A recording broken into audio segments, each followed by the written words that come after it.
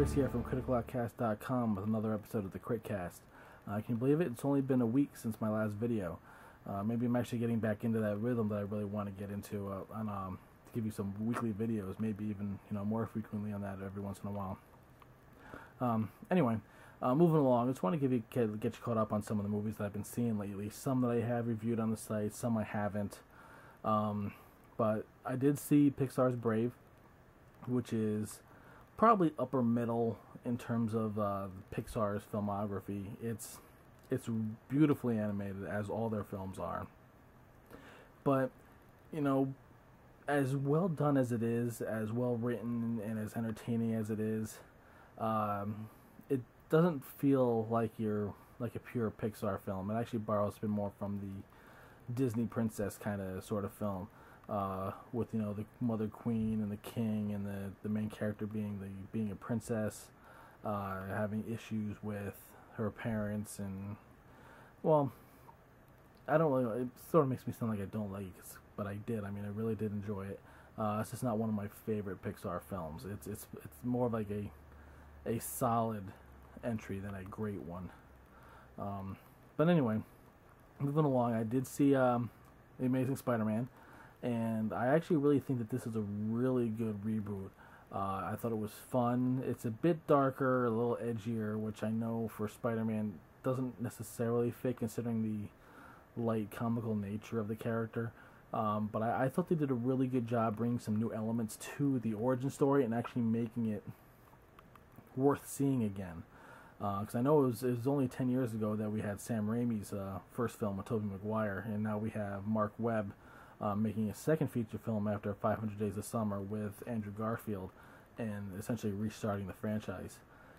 And it's really definitely worth seeing. The effects seem to be a lot better. The swinging effects are fantastic. I think there's more heart here. I think Martin Sheen did a really good job as the new Uncle Ben. But I know there's some people who don't care for it as much, but so what? I loved it, and that's really what matters. And I really think you should give it a shot if you were kind of up in the air on it. But to keep moving along, I did see the new Woody Allen film, To Rome with Love, and I enjoyed it. It made me smile. It's no Midnight in Paris or Match Point, but there's still something about it that was kind of fun. It's an anthology film. There's a couple of different stories going on. I don't know, because again, it's another one of those movies I don't want to sound like I didn't like it, because I did. It's just one of those movies that it's more smile-inducing. It's not one you're really going to see as a best of the year or even among anywhere near Woody Allen's best films. But it's an enjoyable story. It's got some nice performances, and it's definitely worth checking out, especially if you're a Woody Allen fan. And finally, the last movie that I've seen, which actually was this afternoon, I saw Savages.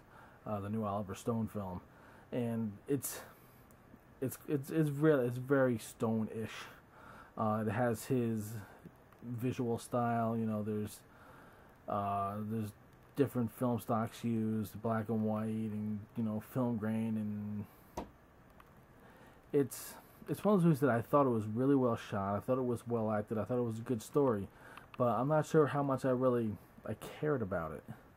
It's one of those movies that I walked out feeling nothing for. Like, I felt I saw a good movie, but it's not one that I really feel I'll ever need to ever watch again or revisit or anything. The best thing I can probably say about it is that it actually shows that Taylor Kitsch might actually have what it takes to be a big screen actor. He actually gives a very good performance here. So if you want to judge his abilities based on John Carter and Wolverine and Battleship, go ahead. But this one here actually shows that he actually has some skills. Hopefully that he's starting to carry over from the really good work that he did on the Friday Night Lights TV series. But really what I wanted to talk about was I am planning some changes on CritCast.com. Recently I've discovered I really want to start taking more advantage of my interest in horror, sci-fi, cult genre type films, and I want to cover more of those films.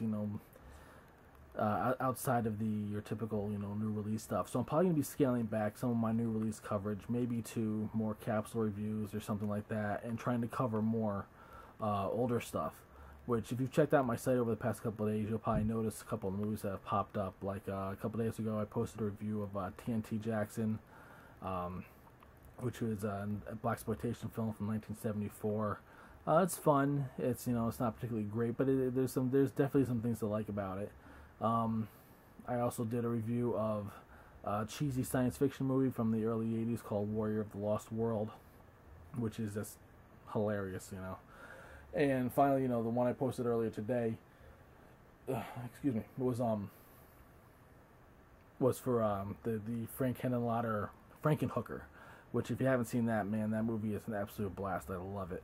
But anyway, so you're probably going to hopefully see some more stuff like that starting to pop up on the site. I might be doing a run of full moon produced films like Trancers and Puppet Master. I'm not sure. I haven't really thought out any definite plans as to what's going to be covered.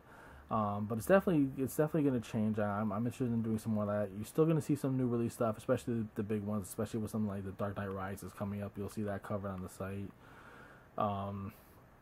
Music, I still hope to cover music every once in a while. I've always been meaning to do more music. I haven't really done that much this year.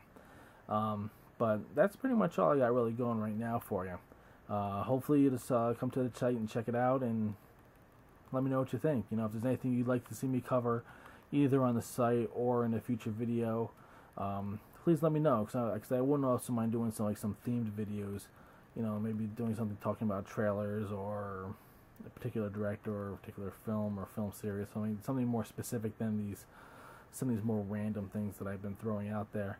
So if you have anything you want to see me cover or have some suggestions for me to watch, because I know there's a lot of movies that I haven't seen. I'm not going to claim to have any great knowledge of the movies I want to cover or new releases or anything. You can probably tell that just by reading my reviews that my knowledge isn't exactly up there with some of the other sites and critics outgoing.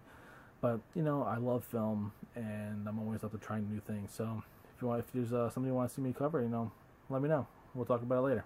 Okay, so be sure to come visit me at criticalpodcast.com, and I'll see you next time.